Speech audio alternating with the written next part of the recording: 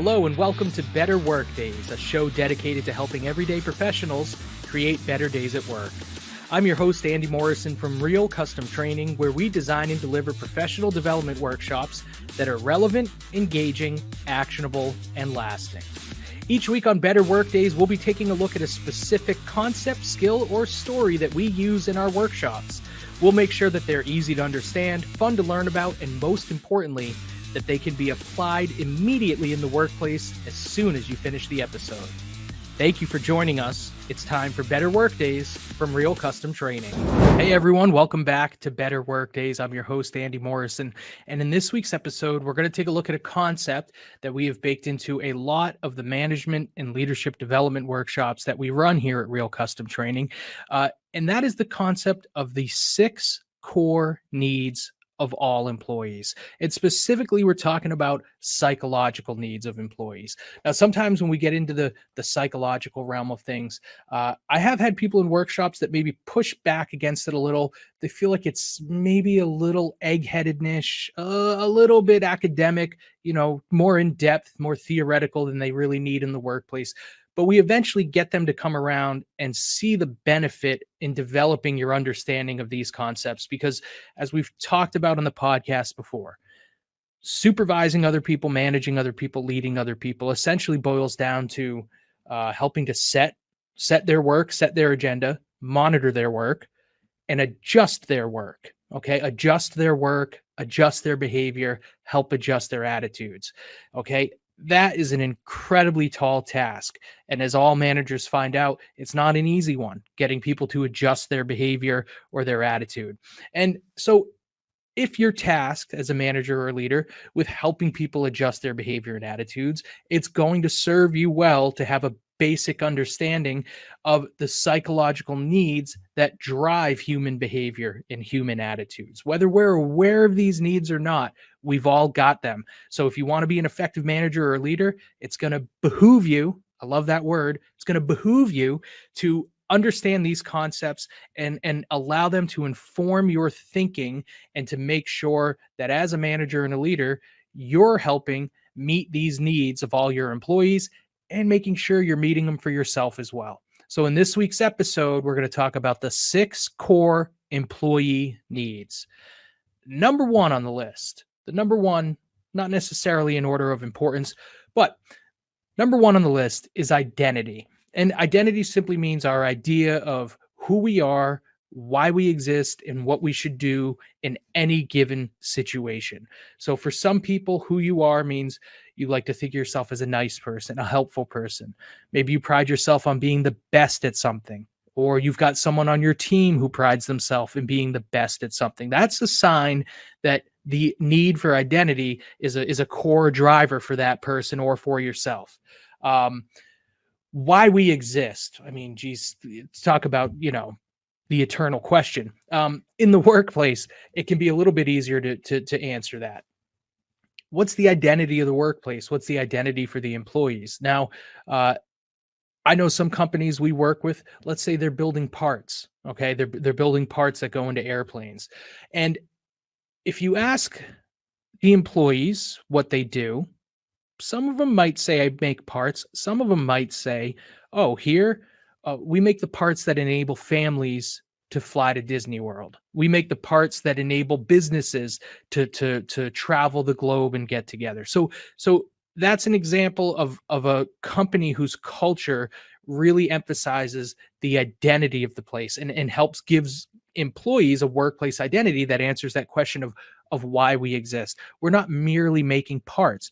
We are making parts that enable people to travel the world and fly through the air. Okay. So no matter what your job is or what your people are doing, try to help them identify an identity that explains why they exist, why the work they're doing is important. Number 2 is safety. And this applies to both physical safety and psychological safety. If you're tuned in at all in the world of work, if you're reading HBR and things like that, or you're on LinkedIn, you probably see a lot of stuff about psychological safety. So let's talk about the difference there. First of all, physical safety, pretty self-explanatory, right? People want to know that the roof over their head isn't going to collapse. They want to know that if they're in a manufacturing environment, that everybody's following the safety rules and that their physical safety is being looked after and is insured. That's a core psychological need. If you think about any time, is there an example in recent history where where physical safety was on everybody's minds? Yeah, we just got out of a pandemic, right? So what I noticed during the pandemic, during the return to office phase, let's say like late 2021, early 2022, when people were starting to come back, in my personal experience, what I noticed there was that people who were upset about being told they had to come back to the office, or in my case, I was at a college, people were being told they had to come back to campus. A lot of people took that as an indication that the organization was not adequately concerned with their safety. People felt like the organization was more concerned with the bottom line and was willing to risk people's safety. I'm not saying that was the case, but I'm saying I definitely know some people who took it that way. And it caused a lot of discontent. It hit morale. And that's because it's a core need. People need to feel like their organization is prioritizing their physical safety. And COVID was a great example where the necessity to bring people back could have raised that issue in people's minds. Oh, my company's not looking out for my safety. Psychological safety is also a core need. And psychological safety basically means people feel safe to be who they are in the workplace. Okay. I used to work with someone who we had very different political leanings. Okay. Like total opposites. We got along great. He was my boss. I never felt like I had to pretend that I agreed with him on everything. In fact, we would have fun kind of debating stuff. That's a good sign of psychological safety. I felt safe around that boss to say, oh, you feel one way, I feel another way. I don't have to worry that you're going to take it out on me and there's going to be repercussions in the workplace for how I feel politically. Psychological safety also means that employees feel safe to fail in the workplace. That can be a little bit hard to wrap your head around because, well, failure is a bad thing, right? No, not necessarily. Failure is either a lesson or a label. So failure is a bad thing when you make it a label. When somebody makes a mistake, and if you say you're a screw up, that's turning that failure into a label. If an employee makes a mistake and you say, hey, I know you're trying your best, let's take a look at this mistake, let's dissect it, figure out why it happened, and let's make a plan for how we can avoid it in the future, then you're turning failure into a lesson. And when you can do that, your employees are going to feel psychological safety. They're going to know, okay, I can take big swings here. I can shoot for the stars. I can try out new ideas. I can try new things, and I'm safe to do so because if they don't work out perfectly, I know I work for a great boss who's not going to fire me over making that mistake.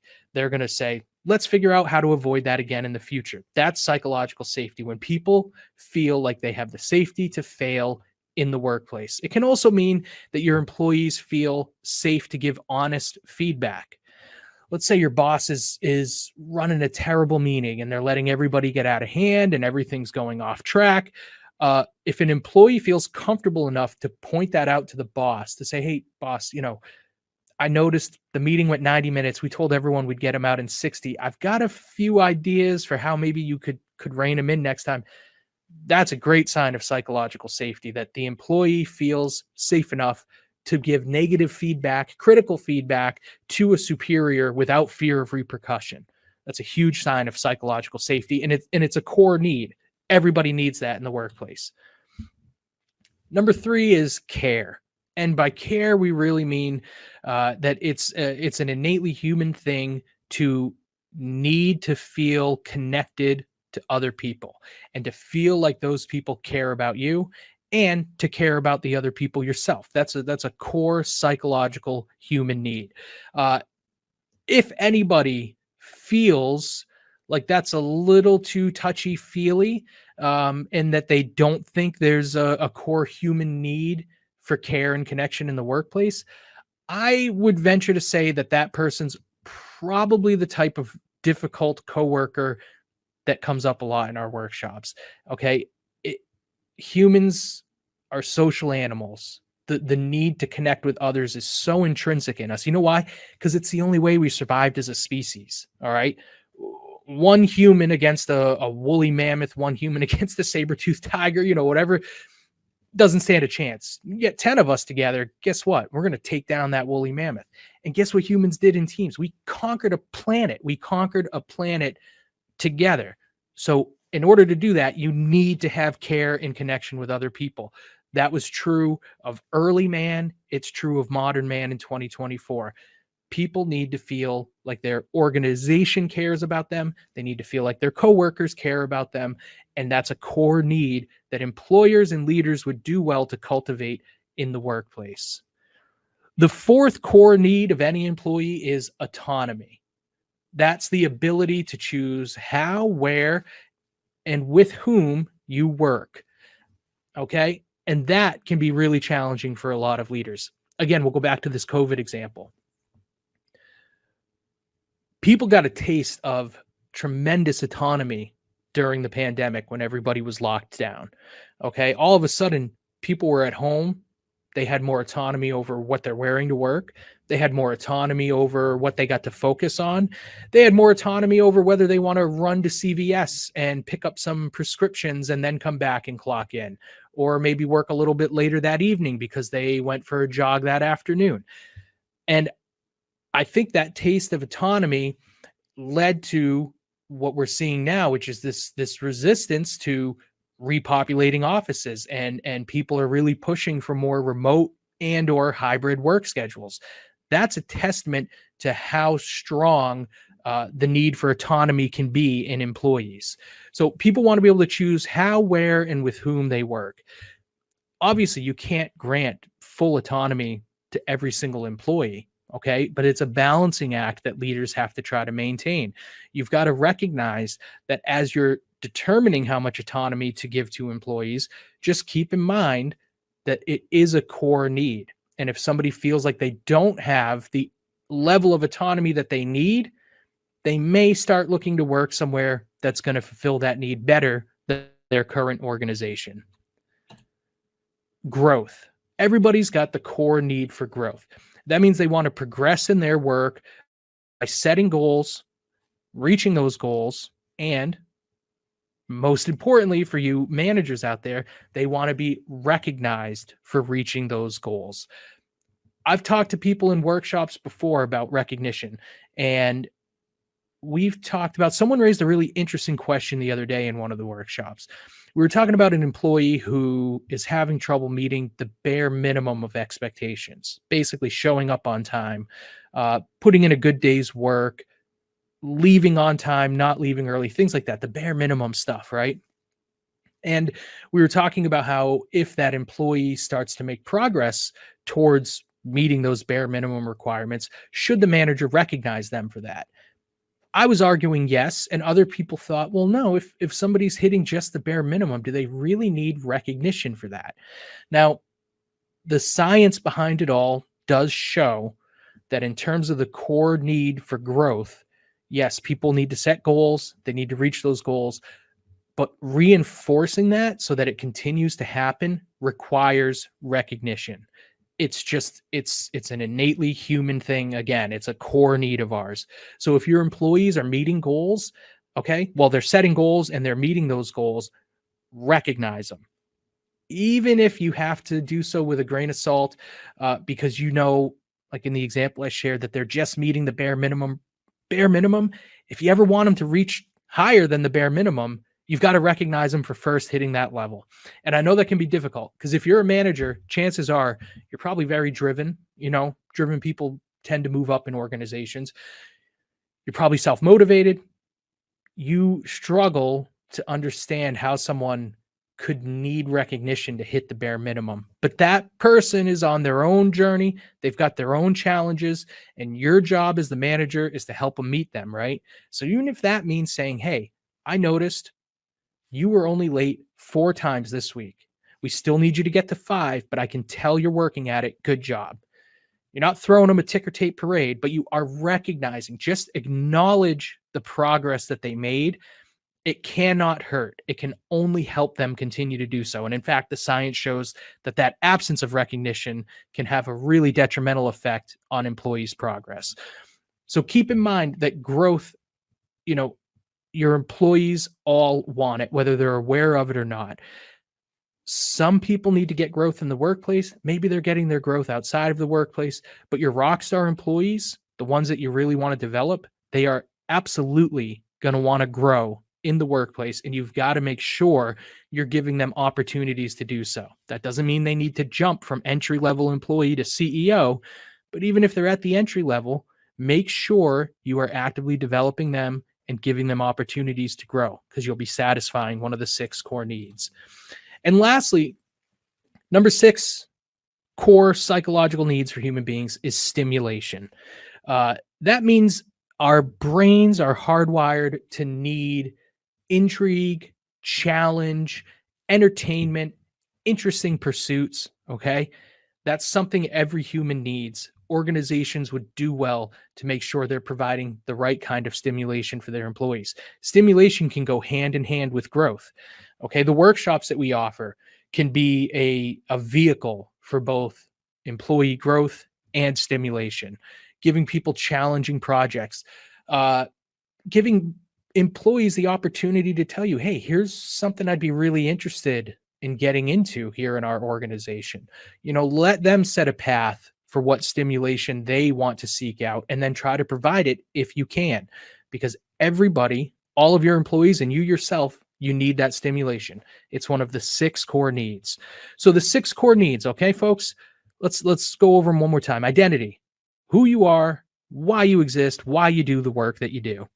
Safety, physical and psychological, taking care of them physically and psychologically, meaning they feel safe in the workplace to be themselves, to do their work, to take risks, and to offer their honest feedback on things.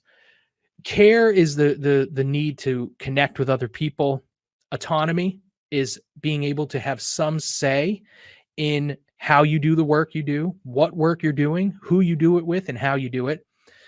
Growth, people need to have goals and challenges, and they need to be recognized when they are meeting those goals. And stimulation means people need intrigue, they need challenge, they need even entertainment and interesting pursuits. Now, these 6 core needs can provide a framework for a lot of the initiatives that you have to undertake as a leader in the workplace. If you're looking to reshape your organizational culture, you'd be well served to use these 6 core needs as a basic framework to make sure that your organizational culture is one that serves all 6 of these. Recruitment, development, and retention. If these 6 core needs are valid, which I believe they are, then your recruitment, development, and retention efforts need to make sure that you're touching on all 6 of these for people, especially when it comes to development and retention. I can't tell you the number of times I've worked with people who have put their notice in and their supervisor or manager was very surprised by it. But the people they worked with weren't surprised. Why? Because they were having more honest conversations with their coworkers than they were with their manager. Their manager was not aware that one or several of these core needs were not being met.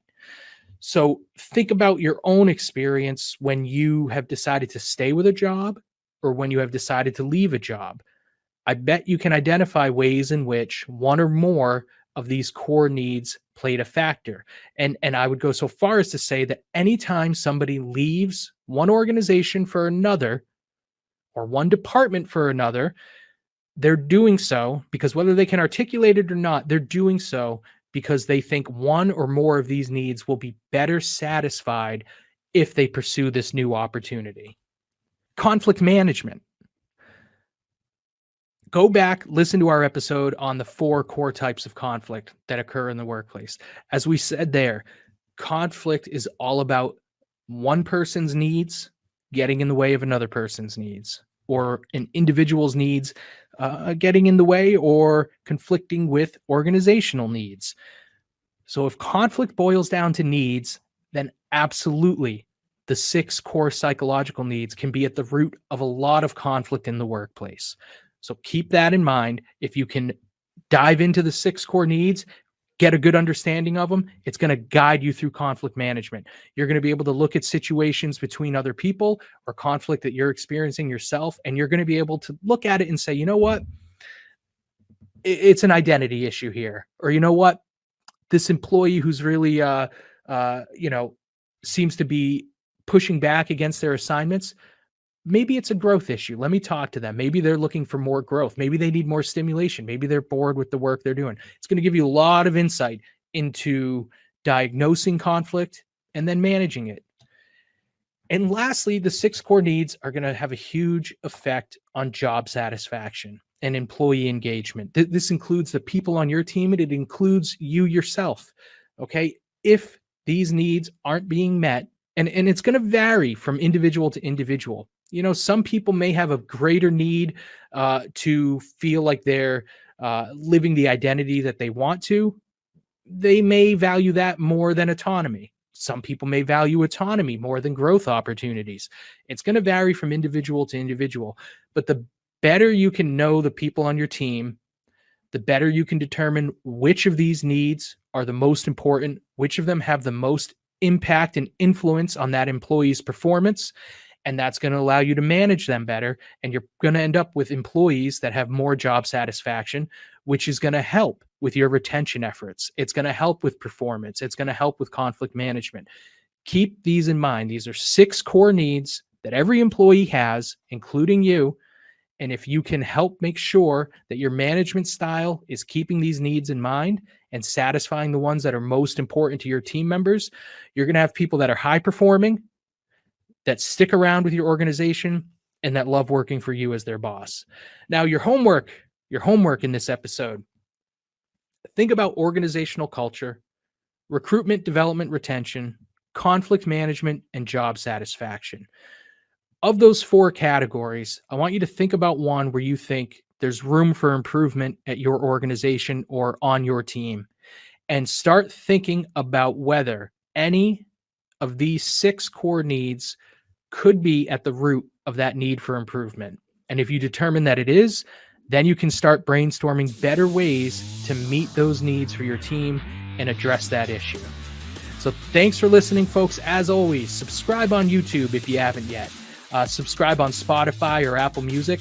Visit realcustomtraining.com to see our catalog of workshops that we offer, and contact us if you're interested in attending a workshop here in Putnam, Connecticut, or if you'd like us to come to your company, whether in person or online, and deliver a customized private group training experience for your team. I'll see you next week. Thanks for listening.